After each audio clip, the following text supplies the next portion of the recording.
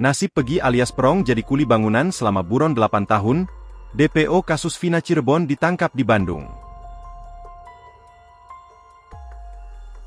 Satu pelaku pembunuhan Vina dan Rizky alias Eki, akhirnya diringkus jajaran Polda Jabar, setelah buron hampir 8 tahun.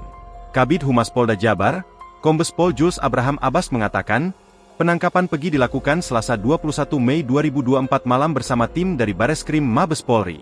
Saat ini, Pegi sudah ditahan di Polda Jabar untuk menjalani pemeriksaan. Sudah berhasil menangkap satu orang terduga tersangka yang kita DPO sejak 2016, atas nama Pegi Setiawan, warga Cirebon ditangkap di Bandung. Penyidik masih lakukan pendalaman terhadap kasus ini, ujar Jules Abraham Abbas, Rabu, 22 Mei 2024. Jules Abraham Abbas tidak merinci di mana lokasi Pegi diringkus. Jules hanya menyebut bahwa Pegi di Bandung bekerja sebagai buruh bangunan.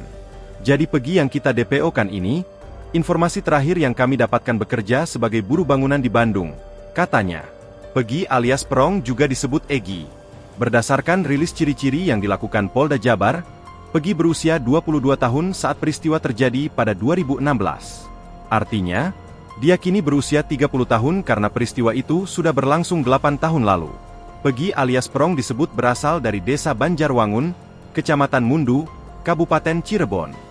Pria yang disebut sebagai otak peristiwa kejahatan itu memiliki ciri-ciri fisik bertinggi 160 cm, badan kecil, rambut keriting, dan berkulit hitam.